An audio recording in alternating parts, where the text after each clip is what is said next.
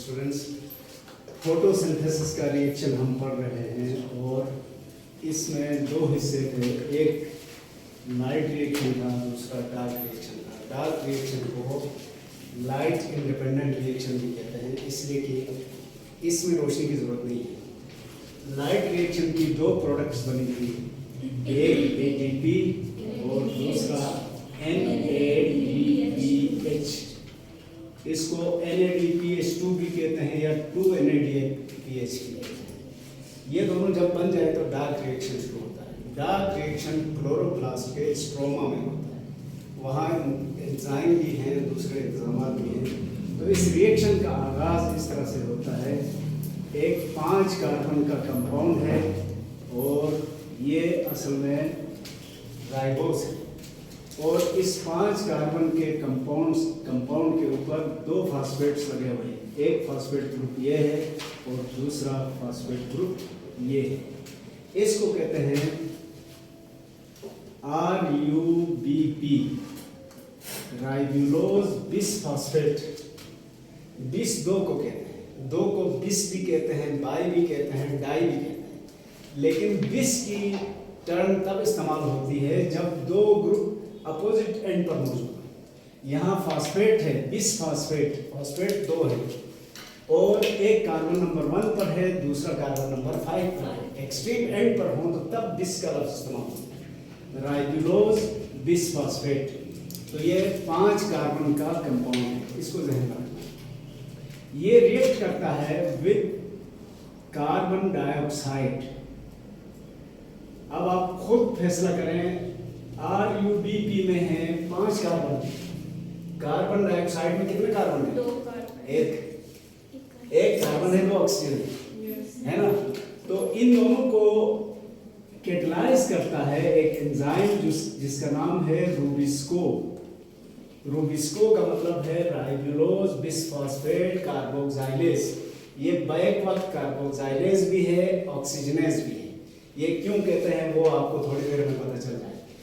बहरहाल 5 कार्बन का ribulose bisphosphate एक कार्बन के कार्बन डाइऑक्साइड के साथ रिएक्ट करता है with the help of rubisco. तो कितने कार्बन का कंपाउंड बनना चाहिए? 6 कार्बन का कंपाउंड बना। ये 6 कार्बन का कंपाउंड इंतहाई अनस्टेबल है, इसलिए बनते ही ये 2 बराबर हिस्सों में टूट जाएगा। अब 2 बराबर हिस्सों में टूट जाए तो कितने कार्बन का कंपाउंड बनना चाहिए? 3 कार्बन के कितने मॉलिक्यूल्स? 2 मॉलिक्यूल्स बन जाएंगे। ये जो 3 कार्बन के 2 मॉलिक्यूल्स बने हैं, दोनों के पास एक फास्फेट ग्रुप है, इसलिए इसका नाम है 3PGA, 3 फास्फोग्लाइसरिक एसिड या 3 फास्फोग्लाइसरेट। जो ही ये बनता है, लाइट रिएक्शन की पहली प्रोडक्ट इस्तेमाल होती है, और वो पहली प्रोडक्ट क्या थी? ATP। ATP में से एक फास्फेट इधर शिफ्ट किया जाता है।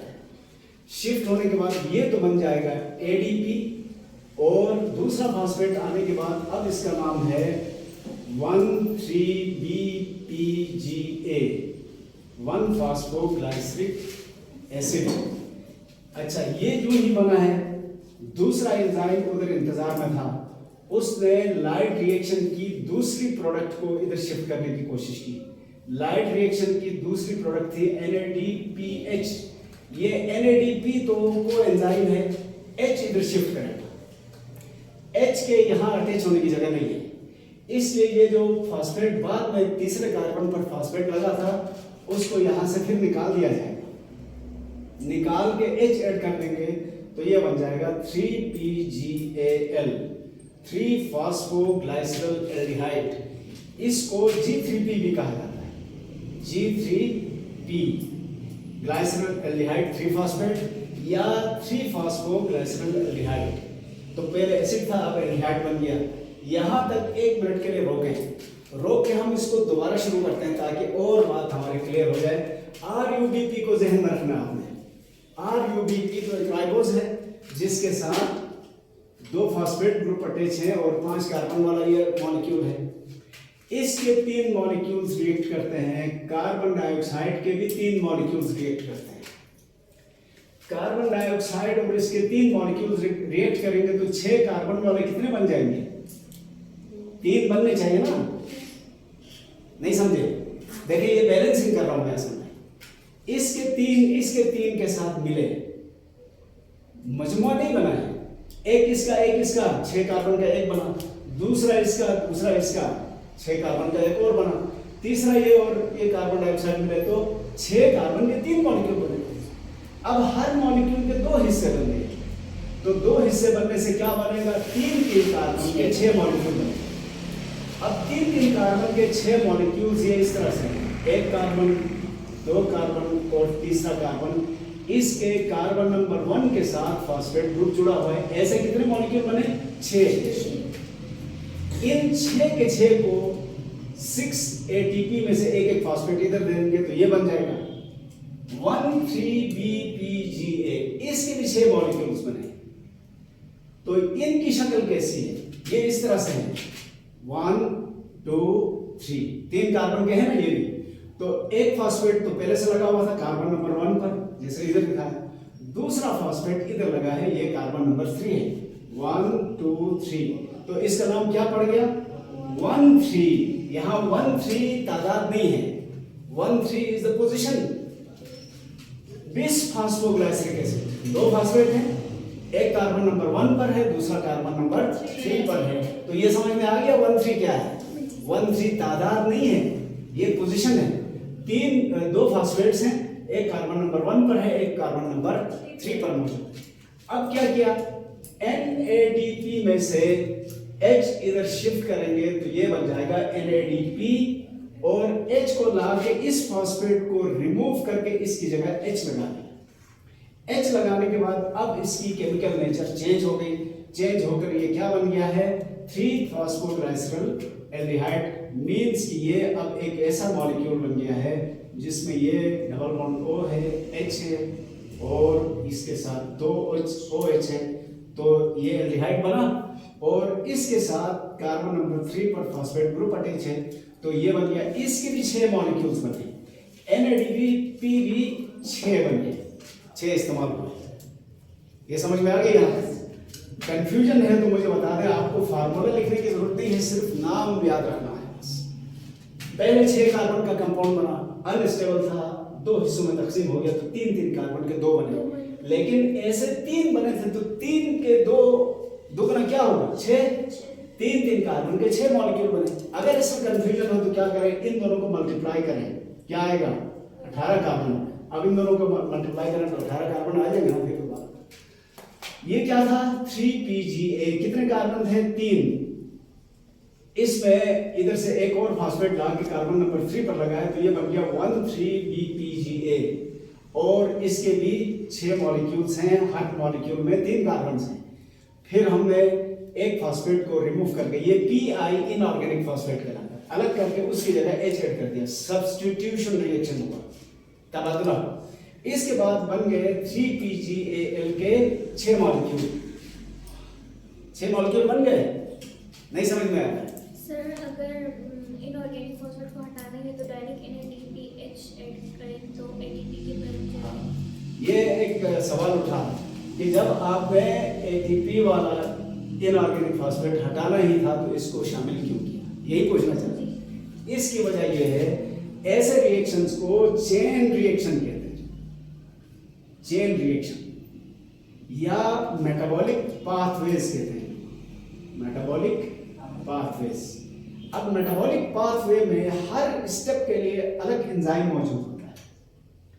पहले एंजाइम का सबस्ट्रेट जब प्रोडक्ट में तब्दील होता है तो वो दूसरे एंजाइम का सबस्ट्रेट बन जाता है। पहले की प्रोडक्ट दूसरे का सबस्ट्रेट, दूसरे की प्रोडक्ट तीसरे का सबस्ट्रेट। तो यहाँ इसकी वजह से ऐसा किया गया, टू फैसिलिटेट एन एंजाइम। यहाँ एक ऐसा एंजाइम था जो इस कैफियत में ही इसको यहाँ कन्वर्ट कर सकता था, उस एंजाइम को फैसिलिटेट करने के लिए ऐसा किया। ठीक हो गया? अच्छा, अब ये जो 3 कार्बन वाले 6 मॉलिक्यूल्स बने हैं जिसका नाम हमने क्या रखा है? 3PGAL।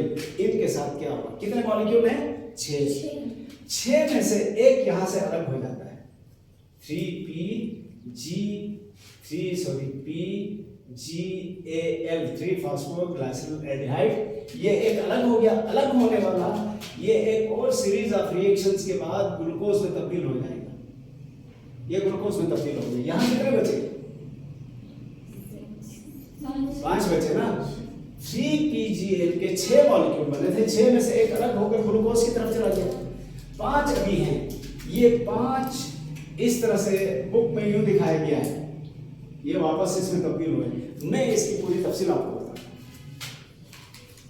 3PGAL के रिमेनिंग जो 5 मॉलिक्यूल थे, हम इनको इस तरह लाइन अप कर देते हैं। 3 कार्बन का 1, 3 कार्बन का 2, 3 कार्बन का 3, 4 और ये 5, यही वाले मॉलिक्यूल्स हैं। टोटल 6 थे, एक तो उधर निकल गया, 5 इधर जमा है। हर एक के साथ एक एक फॉस्फेट है और ये बेसिकली मोनोसेक्राइड है। अब मोनोसेक्राइड में हमने एक शर्त रखी, they have 3 to 7 carbons in their chain. कहा था कि नहीं? कम से कम 3 कार्बन होंगे, ज्यादा से ज्यादा 7, उससे ज्यादा नहीं हो सकता नेचुरल जो है। तो यहाँ ये 3PGL के 5 मॉलिक्यूल आपस में इस तरह से मिलेंगे कि कम से कम 3 कार्बन का ये बनेगा, वो तो है, और ज्यादा से ज्यादा 7 कार्बन वाला कंपाउंड बन सकता है, उससे ज्यादा नहीं। तो अब इन दोनों को मिलाओ, एक ये हो गया कि कितने कार्बन का बन गया? 6 वाला बन सकता है ना। ये 6 वाला इस 3 वाले के साथ मिले तो कितने बन गए? 9 का तो बन नहीं सकता। तो क्या करें? 5 कार्बन का एक, 4 कार्बन का एक, ये बन सकता है। अब 5 वाले को इधर रखें, ये 4 वाला इस 3 से मिला तो 7 कार्बन का बन गया, ये तो बन सकता है ना। इस 7 वाले को इस 3 से मिलाओ तो 10 बन सकता है, 10 वाला बन सकता नहीं सकता, इसलिए 5 कार्बन के 2 बन गए ये। अब 5 कार्बन के कितने बने? 1, 2, 3। इन तीनों के साथ एक एक फॉस्फेट तो है, लिहाजा एक एक फॉस्फेट और दे दो इनको। कहां से लाए? ATP से। एक फॉस्फेट 3 ATP में से एक फॉस्फेट इसको मिला, एक इसको मिला, एक इसको मिला। जब दूसरा फॉस्फेट मिला तो ये पहले वाले में तब्दील हुआ कि नहीं हुआ? पहले वाले कितने इस्तेमाल हुए थे? 3। बने कितने? 3। इसका तो मसला हल हो गया। लेकिन मसला क्या हुआ? यहां से जो ग्लूकोज बना था वो फायदा हुआ है। इस पूरे रिएक्शन को क्या कहते हैं? केल्विन साइकिल कहते हैं। मैं एक दफा रिपीट करने वाला हूं, फिलहाल थोड़ा सा समझ। केल्विन साइकिल इसलिए कहते हैं कि इसको मेल्विन केल्विन नाम के साइंटिस्ट ने डिस्क्राइब किया था, और इसको लाइट इंडिपेंडेंट रिएक्शन भी कहते हैं, क्योंकि हमने देखा यहां कोई लाइट का रोल ही नहीं। ठीक हो गया। अच्छा, इसमें एक कह सकते हैं चालाकी हुई है। चालाकी क्या हुई है? इसको वर्गलाइज या इसने कार्बन डाइऑक्साइड को धोखा दिया है। कहा चलते हैं, आ जाओ, वापस आएंगे हम। कार्बन डाइऑक्साइड को इससे शामिल करके 3 कार्बन डाइऑक्साइड इस्तेमाल हुए थे, तो ये 3PGL का एक मॉलिक्यूल 3 कार्बन वाला बना के उधर यूजफुल उसमें तब्दील किया गया, ग्लूकोज बना के, बाकी ये तो वापस बन गया ना। इसलिए अब इसके 3 स्टेप्स हैं। 3 स्टेप्स। पहला स्टेप कहलाता है कार्बन फिक्सेशन। फिक्सेशन की जो टर्म इस्तेमाल होती है बायोलॉजी में, इसका मतलब होता है किसी अनयूजेबल फॉर्म ऑफ मॉलिक्यूल को यूजेबल फॉर्म में कन्वर्ट करना। ये जो कार्बन डाइऑक्साइड थी जानदारों के लिए इस्तेमाल के काबिल नहीं थी, जब आपने इसको ऑर्गेनिक मॉलिक्यूल का हिस्सा बना दिया तो अब ये इस्तेमाल के काबिल हो गया, तो ये कार्बन फिक्सेशन कहलाता है। ये जो 2 स्टेप्स हैं इसको कहते हैं रिडक्शन। रिडक्शन का मतलब क्या है? Addition of hydrogen. इधर से हाइड्रोजन आगे इधर ऐड हुआ, और यहां से लेकर इधर तक इस मरहले को क्या कहते हैं? रीजनरेशन। इसको क्या कहते हैं? रीजनरेशन। यहां क्या रीजनरेट हुआ है? RUBP रीजनरेट हुआ है। 3 इस्तेमाल हुए थे, 3 वापस बन गए। एक छोटा सा वाकया आपको सुनाता हूं, ये और समझ में आएगा क्या हुआ कार्बन डाइऑक्साइड के साथ। बहुत पहले डिग्री कॉलेज स्कर्टों पर पब्लिक स्कूल से लेकर नीचे जितने रास्ते में स्कूल हैं उनके बच्चों ने हमला किया किसी के उत्साह पर। उस वक्त कॉलेज की कंप्यूटर की लैब अभी अभी बनी थी, ये 2002 या 3 की बात है। उस वक्त तो कंप्यूटर भी 80-90 हज़ार के थे, इतने महंगे। अब वो लैब करोड़ों की लैब बनी हुई थी अंदर।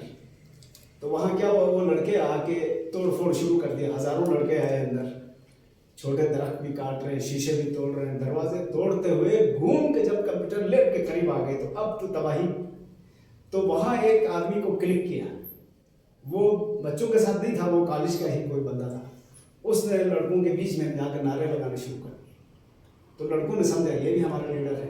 जब वो नारे लगाता हुआ बरामदे से आगे गया तो लड़के उसी के पीछे आए। वो इधर से घूम के नारे लगाता हुआ मेन गेट से बाहर गया, बच्चे भी सारे गेट से बाहर गेट बंद करके वापस अंदर आए।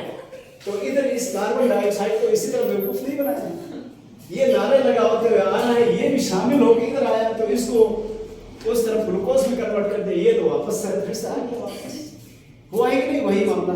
अच्छा, मैं मिटा के इसको खूबसूरत करके दोबारा बनाता हूँ ताकि कोई कंफ्यूजन ना रहे।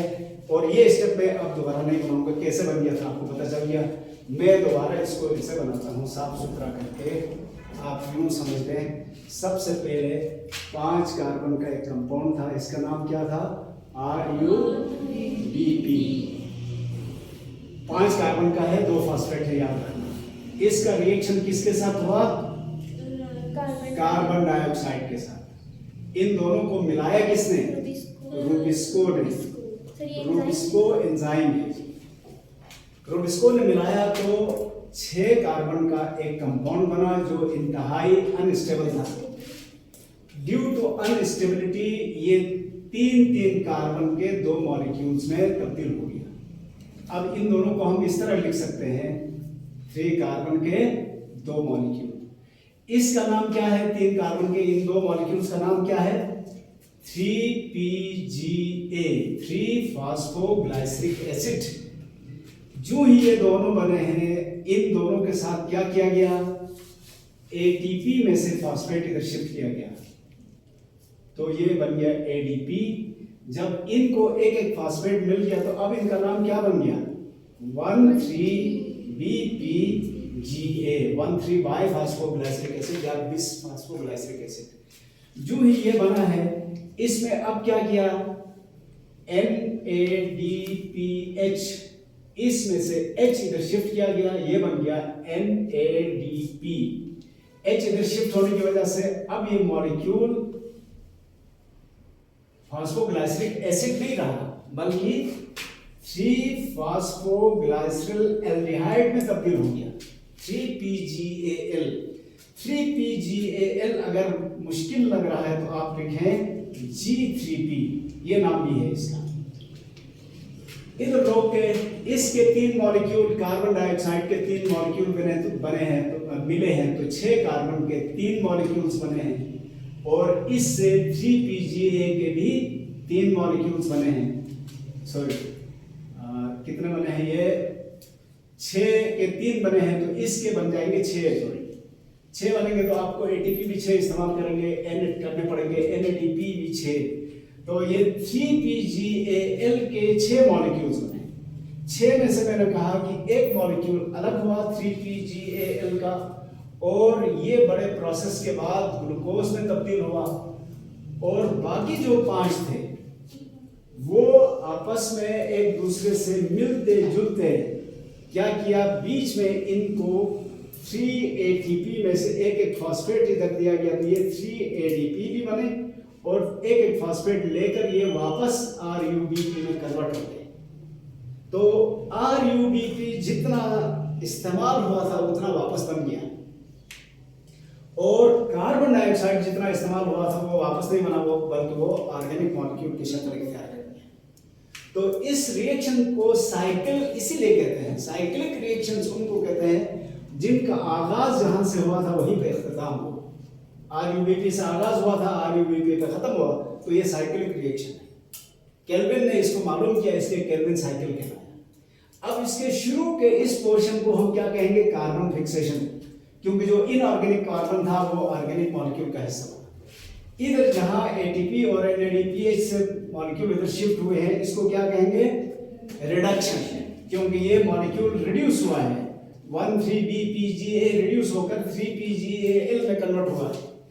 और इधर इस मरहले को क्या कहेंगे, रीजनरेशन, क्योंकि जो 3PGA के 5 मॉलिक्यूल थे वो रिसाइकल होकर दोबारा RUBP में कन्वर्ट हो चुके हैं। यही डार्क रिएक्शन भी है, यही लाइट इंडिपेंडेंट रिएक्शन भी है, और इसी को केल्विन साइकिल भी कहा जाता है। ये था जी फोटोसिंथेसिस। इसके साथ हमारा फोटोसिंथेसिस वाला मसला कंप्लीट हो गया। अब अगला जो टॉपिक आएगा वो है एनर्जी रिलीज करने का मरहला, उसको कहेंगे रिस्पिरेशन। जी राइबोलोज बिसफॉस्फेट है सर। जी जी, राइबोलोज बिसफॉस्फेट, राइबोलोज बिसफॉस्फेट। सही, इस डार्क रिएक्शन में हमारे पास एटीपी रिकवर होगा। एटीपी रिकवर होगा सर? नहीं, एटीपी खर्च हुआ है। यहाँ एक पॉइंट और याद आ गया, देखें एटीपी इधर 3 खर्च हुए हैं, इधर 6 खर्च हुए हैं। टोटल कितने एटीपी खर्च हुए? 9। जबकि एनएडीपी कितने खर्च हुए? 6। तो मैंने कल आपको बताया था लाइट रिएक्शन में NADPH और ATP बराबर प्रोड्यूस हो रहे हैं, लेकिन इस्तेमाल किसका ज्यादा है यहाँ पर? एटीपी का। इस और एटीपी पहले इस्तेमाल होता है, इसलिए ये जल्दी खर्च हो जाएगा, खत्म हो जाएगा। जब इसकी शॉर्टेज हो जाएगी यहाँ 2 जगह इस्तेमाल होने की वजह से, तो फिर साइक्लिक फोटोफॉस्फोरिलेशन चलेगी। कुछ याद आया? जी सर। फोटोफॉस्फोरिलेशन शुरू में नॉन साइक्लिक थी, बाद में साइक्लिक हो गई थी। साइक्लिक क्यों हो गई थी? क्योंकि एटीपी का इस्तेमाल डार्क रिएक्शन में NADPH से ज्यादा है। इसके 9 मॉलिक्यूल इस्तेमाल हुए, इसके 6 इस्तेमाल हुए, इसलिए एटीपी जल्दी खत्म हो जाएगा। जब ये खत्म होगा तो ये रिएक्शन यहाँ से आगे नहीं चल सकता, इसलिए इसको रोक कर उधर साइक्लिक फोटोफॉस्फोरिलेशन चलेगी। मजीद एटीपी जब बहुत ज्यादा प्रोड्यूस होगा फिर ये रिएक्शन चलेगा। समझ आ गया ये? तो नेक्स्ट जो हमारा टॉपिक होगा वो है सेलुलर रेस्पिरेशन, और हम इंशाल्लाह इसको ठीक है।